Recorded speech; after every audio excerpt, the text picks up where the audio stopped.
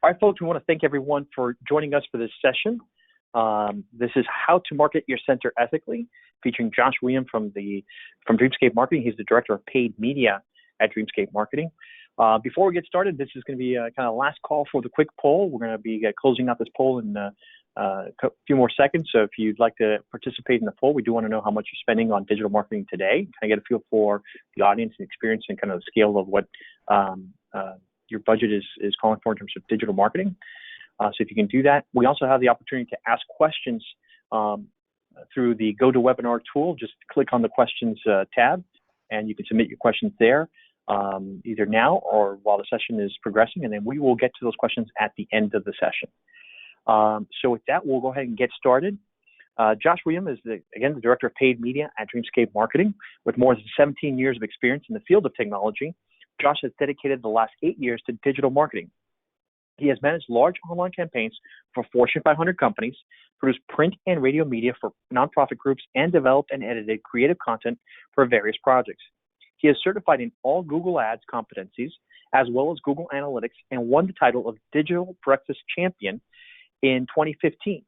While working as the company's first digital ambassador for Google AdWords from 2015 to 2017, Josh was a featured Google speaker at more than 60 business conferences around the U.S. and beyond.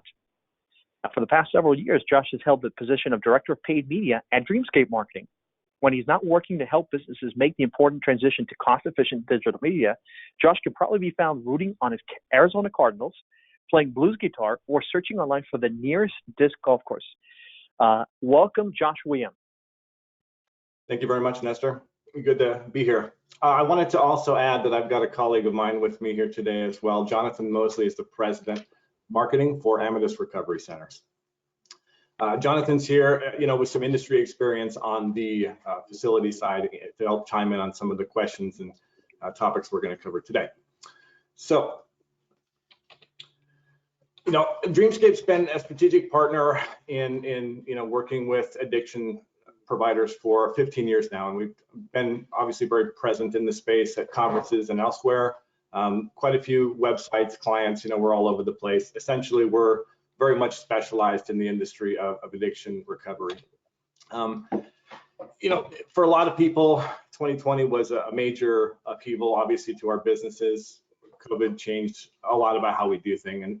And so, to accommodate a lot of the changes, the traditional business model of business development, a little bit of digital, and kind of a combination of all of that did get compromised. One of the interesting things about the pandemic and how it affected our businesses and the way they work is, mobile phone use had become very prevalent and continued to grow for the last 7 or 8 years consistently. At this point, we had the first backtracking of that. People were back at home and using their home computers for research, looking for treatment, all that kind of stuff. So the way that we build our websites, the way that we market our facilities changed a little bit because we knew that people were reverting back to a desktop-oriented search. And not only that, the way Google searches changed. There was a lot of new trends in how people looked for treatment. One of the very obvious ones would be telehealth. People were looking for a solution where they could safely seek out treatment. And although not every type of treatment works with that kind of engagement, there were a lot of people that were able to keep their businesses afloat and do very well with their patient population by using telehealth as a resource during that time. And honestly, one of the things that COVID also exposed is if you weren't, as a facility, invested properly in different marketing channels, and digital being a very specific one here, it was very tough for you to weather that storm of adversity. And digital very uniquely was able to survive most of that by being an online resource that people could still, frequent, whether they were at home, working from home, or whatever. So, a lot of changes that we didn't really expect. Now, when it comes to ethics and my role specifically, there might be some people on this call familiar with NATAP, obviously, and the way that that organization works. About 4 years ago, Dreamscape was invited to, our CEO, Dan Gimp, was invited to be at the NATAP event in Austin, Texas. I was actually invited to go to that event as well to speak to the ethics of business from Google's standpoint. And so at that point, I was working for Google as a speaker, and Dan and Dreamscape were just another one of the vendors in the space doing what they do well. And what happened at that conference was very much a watershed moment for us as a company and for me personally, because at that event, we had a lot of people start to clamor about patient brokering, how it had affected this industry adversely. After that, Google made some big changes to how they do things and decided to institute a LegitScript certification process, which essentially said that from now on, anyone looking to advertise for addiction, for rehab centers, any of that on Google can't do it until we have a system in place that helps to police that. That took almost a year. At that time, working for Google and having to go through the vetting process of legal with what I said at the event and speaking to different outlets, New York Times and Bloomberg News about what happened, it was very clear to me that there was a problem in the industry of addiction, and one that I could potentially help alleviate by being involved. And when I was traveling for Google, I actually had a colleague that did a few of those in-person events with me, who struggled with alcoholism most of his life and ended up losing his life a few years ago, and seeking treatment through Google and actually going to treatment, one of the facilities that he was able to find online. But the truth is, there was definitely a need for ethical business in this space, and I felt that I was as equipped as anybody to help make that change, help realize that change. And the truth is, there was a time, we kind of call it the Wild West, when you could do pretty well in this space by doing things unethically. And that's unfortunate, but the truth is those days are long over, and Google has come in and done what they need to do to help police the industry. And at this point, there are a lot of reasons why getting legit and staying legit when it comes to the marketing practices that you are involved in, it is very much a good business practice.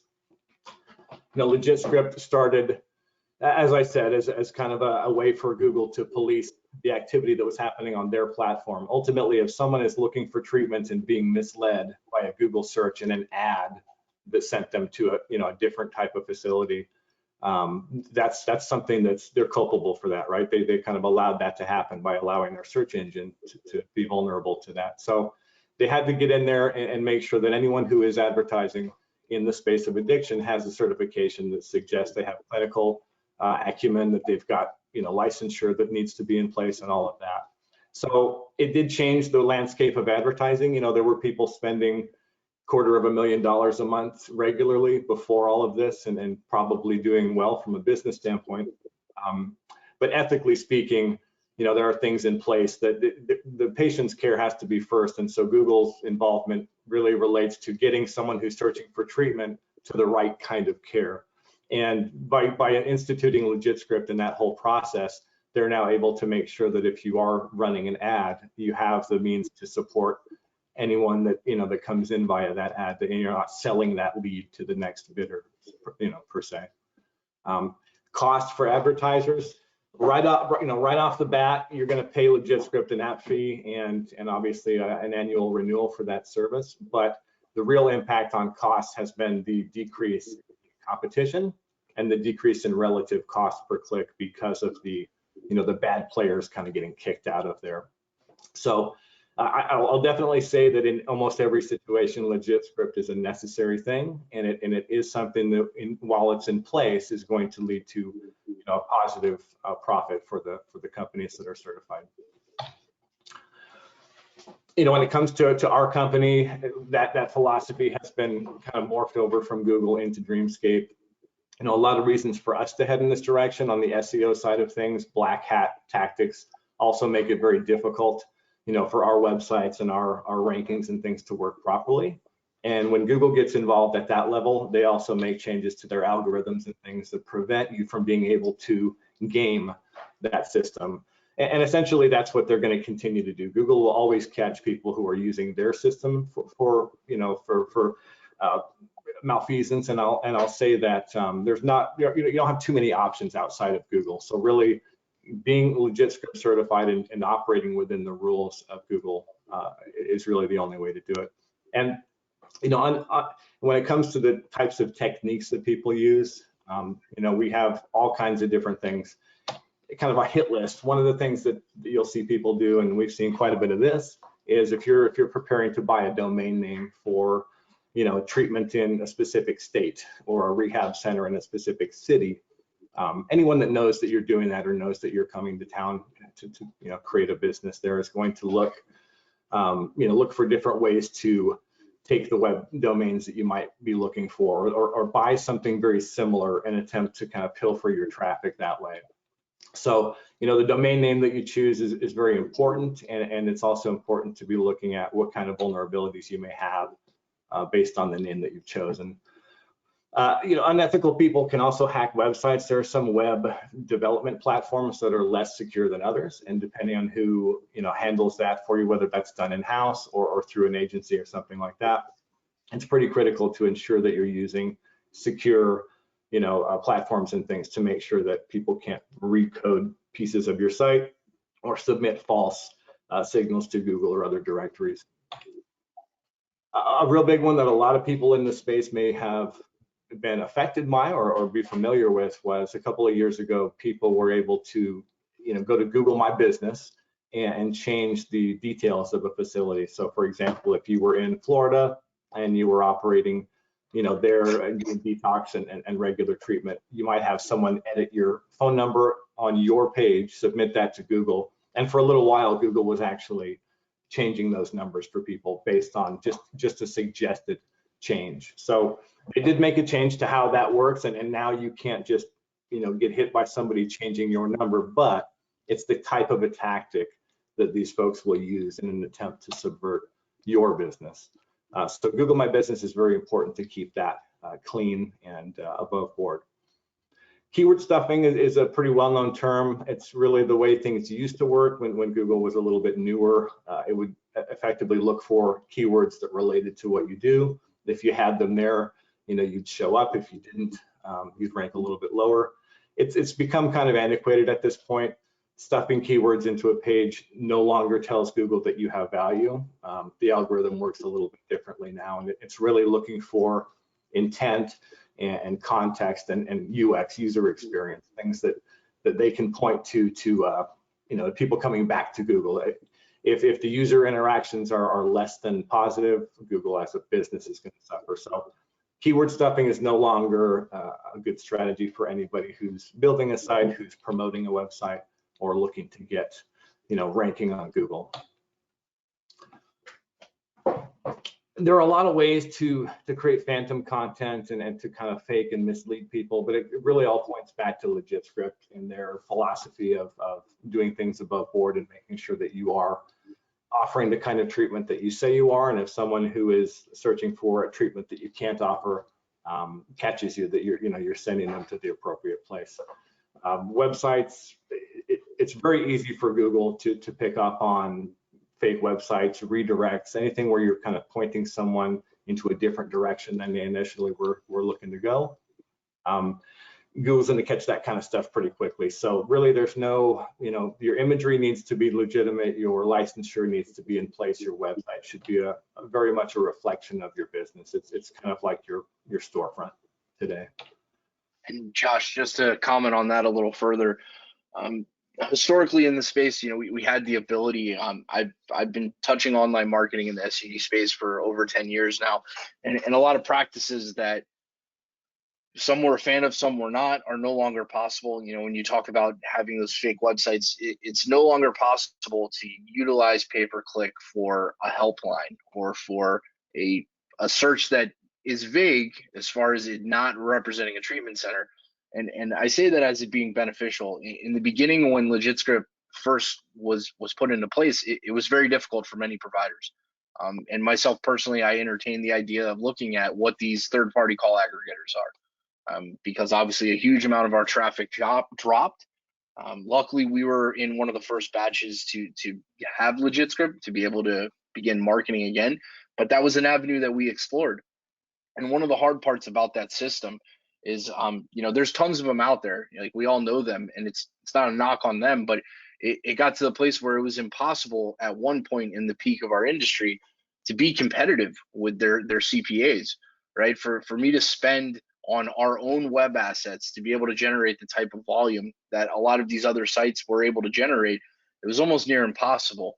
And it's like a double-edged sword, because you're paying a third-party vendor to buy calls that is using your web asset to generate calls. And it's like this vicious cycle that is very difficult to break loose from. So one of the things that's been really exciting as building our own web assets, owning our own assets, as you were alluding to that, and it can be difficult. We have a LegitScript certification on 15 locations. We have a global LegitScript on the main brand, and then we have one for each of the individual sites. And sometimes it's difficult to navigate that with LegitScript. But the positive of that is we're building our own web assets. So as a company, we own the assets that generate the business that's coming to us. We're not utilizing a third party. And now that Google has drawn a line in the sand on this, those web generations, whatever they may be, their CPAs are rising much higher than what ours are internally, which is beneficial, because historically, being the small fish in the pond, we always had to be very, very strategic with what we were doing, because we didn't have that type of scale or that type of volume. And now the tables are kind of turning, where it is more cost effective. It makes more sense to invest the time to generate your own assets, to own your own websites, and basically drive your own ship. So that piece in particular has been the real shift that makes that possible. You can no longer bid ads for something that is not directly your brand. So those bigger presences are starting to diminish, which is exciting for an independent company.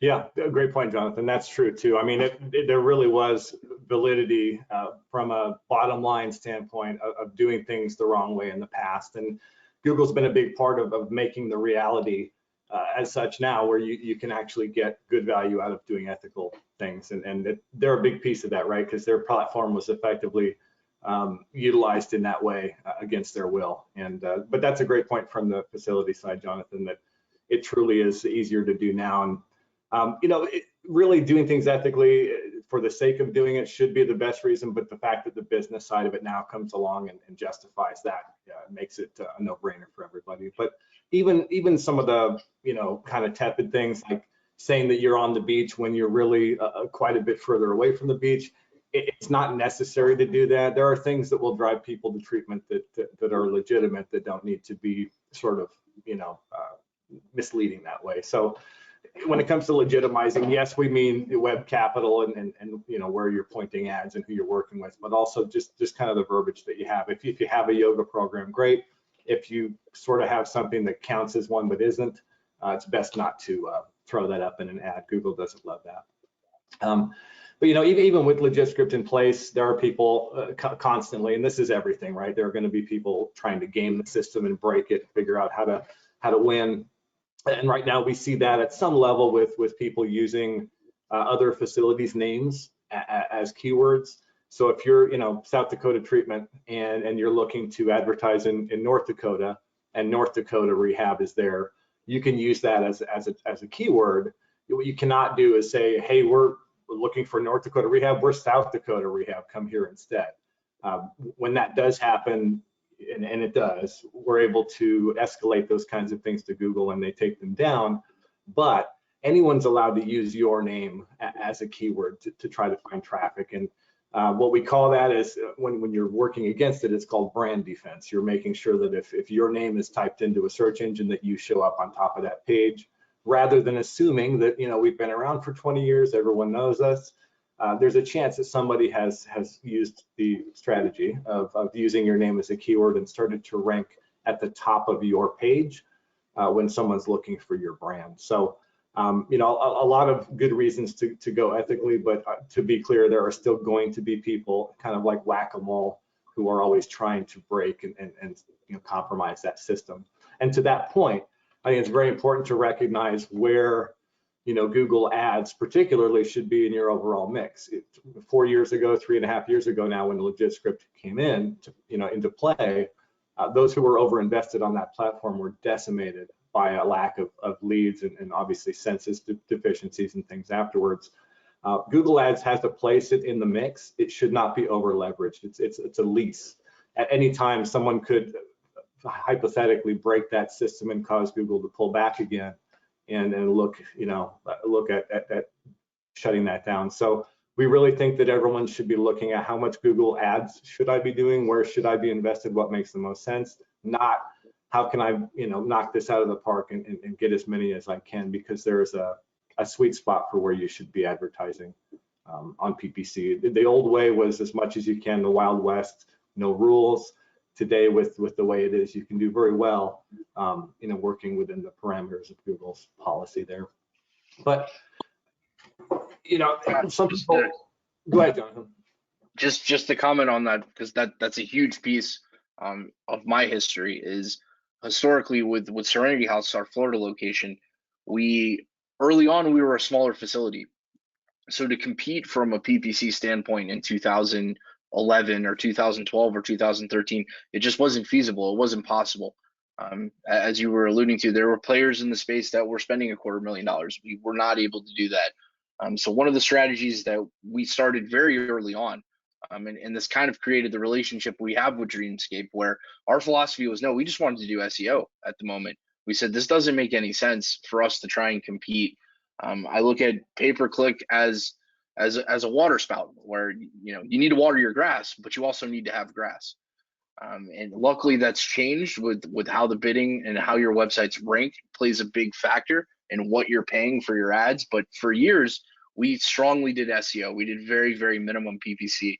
And the downturn came, and luckily the one thing that kept us afloat, as anyone knows in the Florida market, the erosion within 3 months happened across the board.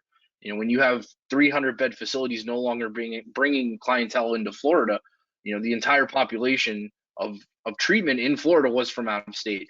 So we noticed that business development died out, and everything else died out. And the one thing that we had that kept us alive was SEO. We were still able to generate local organic traffic that, if we didn't have that, the facility definitely wouldn't have survived the downturn. And then when LegitScript came live, having the ability to have a web asset with that domain authority to apply to our pay-per-click, we kind of came out of the gate strong, and we've been doing very well ever since then. But you spoke about it, that blend is key for us. You could say all pay-per-click, and I've done that before, and it just, creates a situation that isn't balanced and isn't for longevity. So that's my 2 cents on the balance. That's good. No, I like the analogy I like to use is the space shuttle going, shooting into orbit with the giant fuel tanks on it. At some point, those tanks, fall off, and then you're in orbit and you're off and running. PPC is a really good accelerator for what you do organically. It should never be used as a be-all, end-all and a main strategy, because again, Google owns it and they can take it. SEO is yours to keep, and we want to use PPC in the scope of how can it affect our SEO positively? How can we get the best ROI out of this? And where should we be spending? Not how much can we possibly spend. But those are great points, Jonathan. And really, that should be cultural. It shouldn't be, siloed to any one department or any one group of people. There shouldn't be anyone within the culture of a company that has an opposing viewpoint on ethics.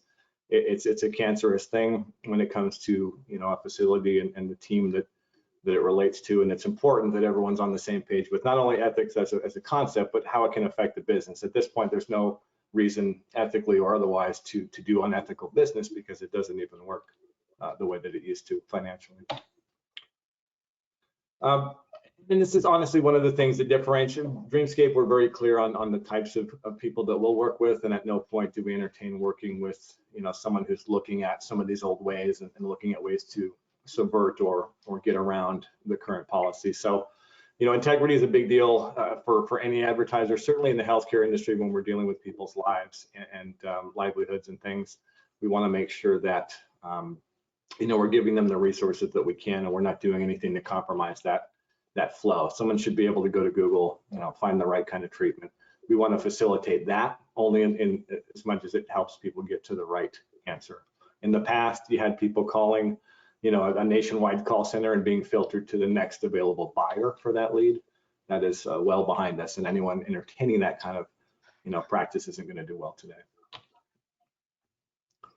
The reality is it's not cost effective anymore.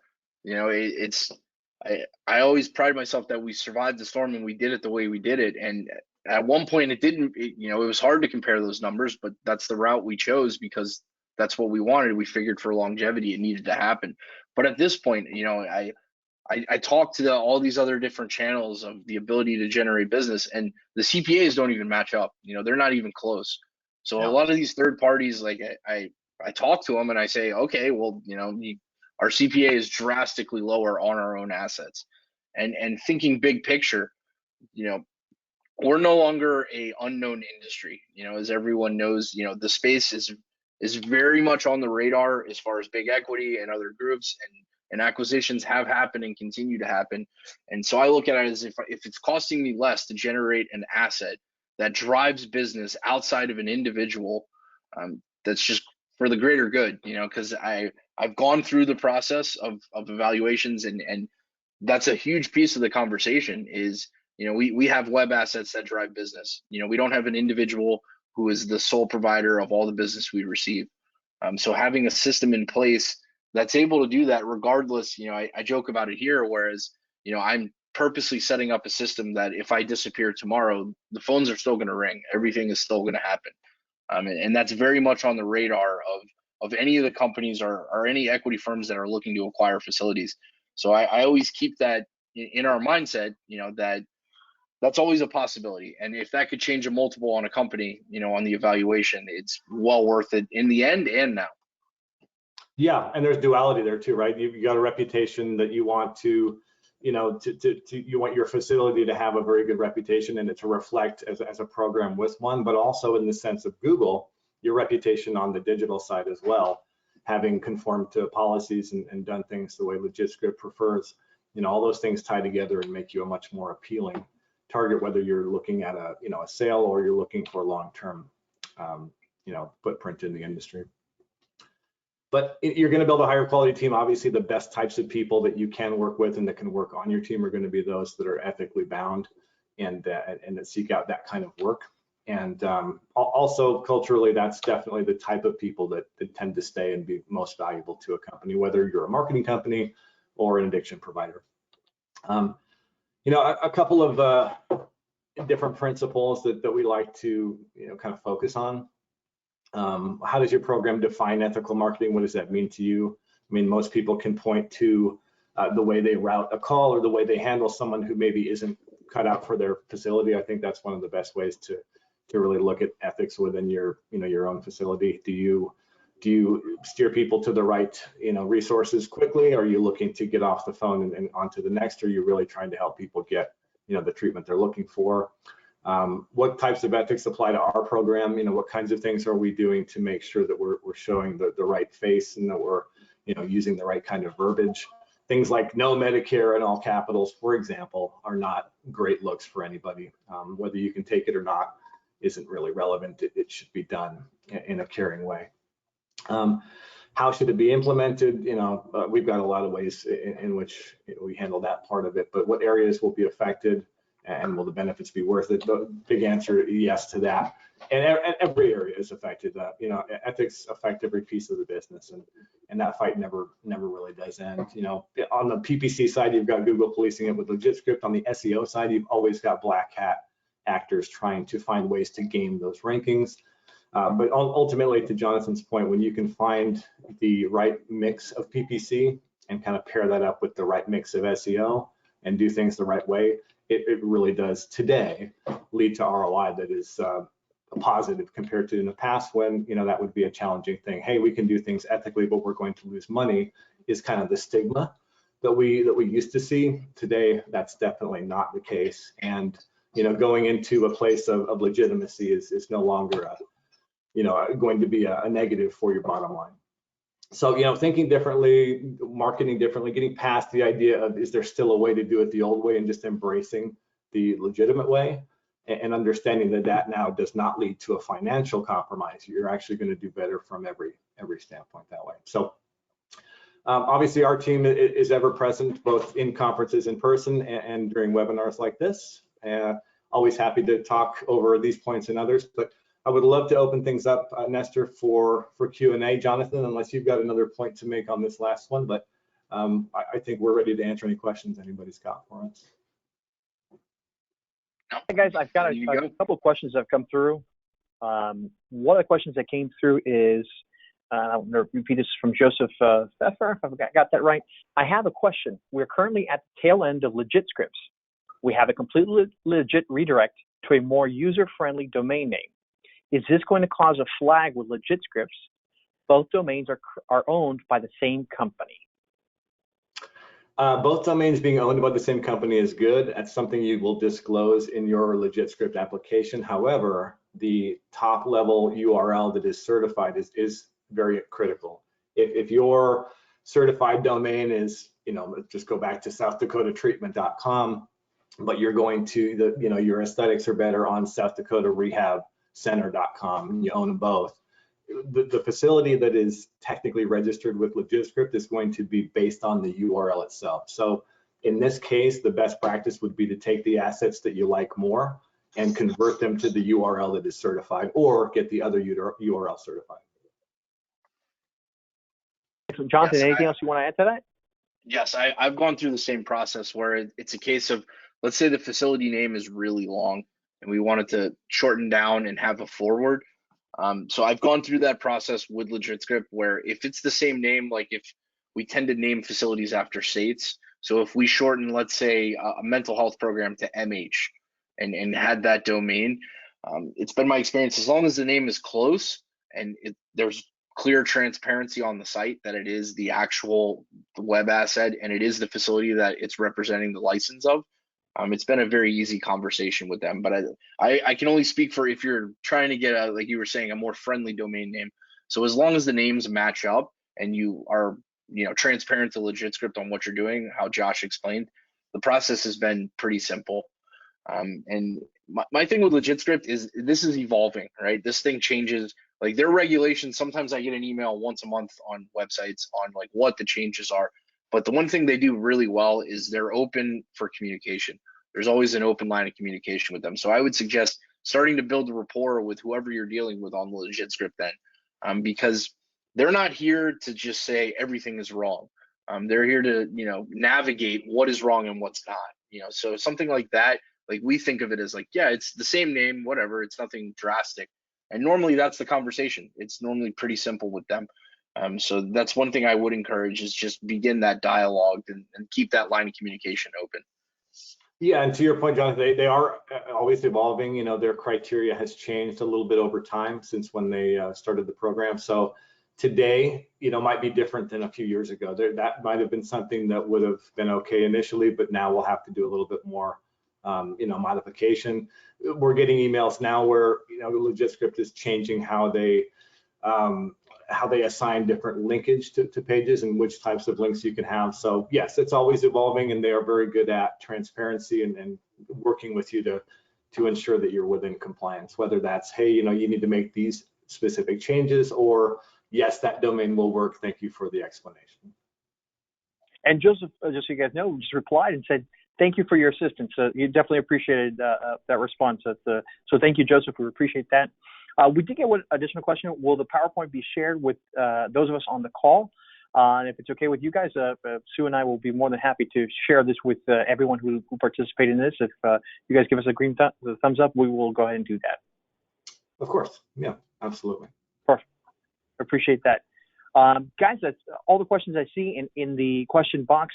Is there anything last minute things you'd like to share with the audience? I just want to say that, yeah, LegitScript is not going away. And I know we've had a lot of people come to us and ask for different ways to get, to run ads, different alternatives to LegitScript. And while a few do exist, the reality is they are very low impact platforms, and you're not going to have anything that comes close to the impact that you have from Google, Microsoft, also known as Bing, and Facebook, which are the three main platforms that require LegitScript certification. So I would just say that, in closing, for anyone who's still kind of looking at alternatives or positing on ways they could avoid LegitScript licensure, whether it's the cost related or, the reality of being certified based on your history, the truth is, there's no reason to look elsewhere. You're not really going to find a solution that is tenable when it comes to an alternative to LegitScript. The best case scenario is now in cleaning house and getting rid of things that may compromise or affect that certification. Excellent. Yes, and we've seen that as it relates to social media platforms. And now the LegitScript, it moves, right? LegitScript went in place, and then marketing practices on Facebook or Instagram, were similar call generating type of ads that now you can't do. And it's kind of just accepting the inevitable that like this is where we're at. This is the space we live in. And I know personally the first time the LegitScript process, as far as the application, is very intimidating, because they ask questions that nobody else asks. And it's intimidating for I don't know what reason. But once you go through that process, it's pretty clear. Like I pride myself in knowing that somebody came in, they looked at all these pieces of information and said, hey, everything you're doing is absolutely right. So it gives us the ability to know who we're dealing with as far as other facilities in the space, other relationships. Like if I know somebody is LegitScript certified, I know what they're doing, right? And if they're not, we now have a platform that exists that we had it happen recently. Somebody ran an ad with our facility's name in it as like come to so and so, and it was very clear. This is it was verbiage that alluded that it was our program. At that point, you reach out to LegitScript. It's a very quick conversation. So it's beneficial to help keep honest people honest, and two, it lets us know who we're dealing with. As a provider, I feel it's something that we pride ourselves on. That yes, we're LegitScript certified. Yes, we're Joint Commission, and the industry has evolved. We're no longer this like hidden space of the medical world. Like at this point, we're maturing, and part of the maturing is looking at you can see the trends that have happened in hospitals and other spaces that we just have to evolve with it. These are just requirements that are there, and it's moving us to a point of normalization where it's normal to be regulated. Us as a space, we were unregulated for a very long time. So we're used to this space of like, I want to do it my way, but it's not reality. There's no sustainability in being able to have the system that existed before. So I just say, I know it's intimidating because they ask literally like 800 pages of information.